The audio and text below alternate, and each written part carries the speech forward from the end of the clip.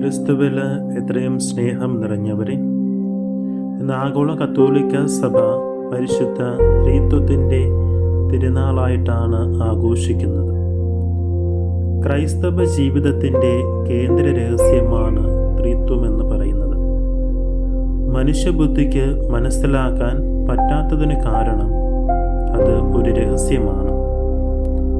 ദൈവത്തിൻ്റെ സഹായത്തോടെ മാത്രമേ ഈ രഹസ്യം മനസ്സിലാക്കുവാൻ നമുക്ക് സാധിക്കത്തുള്ളൂ. മതബോധന ഗ്രന്ഥം 237 പറയുന്നുണ്ട്, ദൈവം വെളിപ്പെടുത്തുന്നില്ലെങ്കിൽ ഈ രഹസ്യം മനുഷ്യന് അറിയുവാൻ സാധിക്കത്തില്ല. ഇസ്രായേലിൻ്റെ വിശ്വാസത്തിന് പോലും ഗ്രഹിക്കാനാവാത്ത ഒരു അതീവ രഹസ്യമാണ് ഈ പരമപരിശുദ്ധ ത്രിത്വം എന്ന് പറയുന്നത്. എന്താണ് ഈ ത്രിത്വം? വിശുദ്ധ അഗസ്റ്റിൻ നമ്മെ പഠിപ്പിക്കുന്നുണ്ട്. ദൈവം സ്നേഹമാണ്. ക്രിസ്ത്യാനികൾ മാത്രമാണ് ദൈവം സ്നേഹമെന്ന് പറയുന്നത്.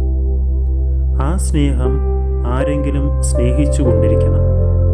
സ്നേഹം ദൈവത്തിൽ മാത്രം ഒതുങ്ങി നിന്നാൽ അത് സ്നേഹമാവുകയില്ല. കാരണം സ്നേഹം പകർന്നു നൽകേണ്ടതാണ്. ആ സ്നേഹം സ്വീകരിക്കുന്ന വ്യക്തിയും അതുപോലെ പരിപൂർണനായിരിക്കണം. മനുഷ്യന് പറ്റത്തില്ല. കാരണം അവൻ്റെ സ്നേഹം കാപട്യവും കപടതകളും നിറഞ്ഞതാണ്. ആ സ്നേഹം പുത്രനായ ക്രിസ്തുവിനെ മാത്രമേ സ്വീകരിക്കുവാനായിട്ട് സാധിക്കത്തുള്ളൂ. പിതാവ് പുത്രന് നൽകിയ സ്നേഹമാണ് പരിശുദ്ധാത്മാവ്. ഈ സ്നേഹം പങ്കുവശത്തിൻ്റെ പ്രതിഫലനമാണ് മനുഷ്യനെ ദൈവം സൃഷ്ടിച്ചത്.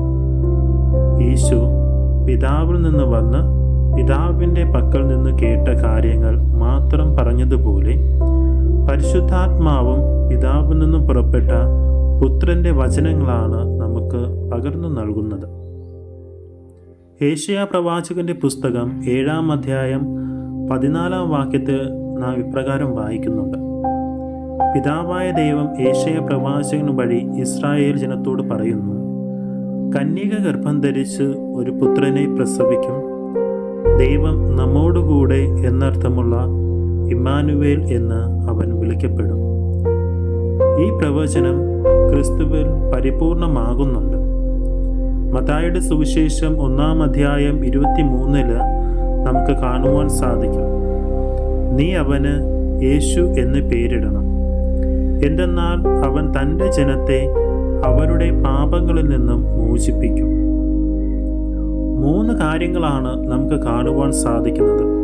ഒന്ന്, തൻ്റെ ജനം. രണ്ടാമതായിട്ട് പാപങ്ങളിൽ നിന്ന് മോചനം. മൂന്നാമതായിട്ട് ഇമ്മാനുവേൽ. ഒന്നാമത്തേത്, ഇസ്രായേലിൻ്റെ ദൈവമാണ് ഏകദൈവം. അവനല്ലാതെ മറ്റൊരു ദൈവമില്ല.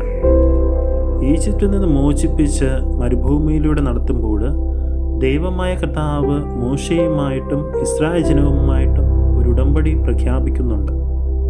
ഞാൻ നിങ്ങളുടെ ദൈവവും നിങ്ങൾ എൻ്റെ ജനവുമായിരിക്കും. രണ്ടാമതായിട്ട് പാപത്തിൽ നിന്ന് മോചനം.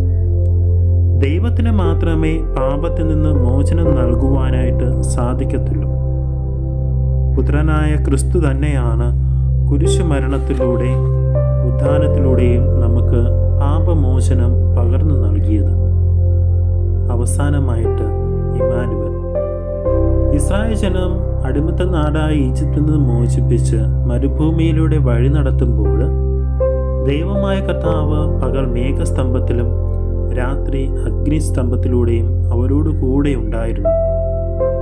ഞാൻ ലോക അവസാനം വരെ നിങ്ങളോടുകൂടെ ഉണ്ടായിരിക്കും.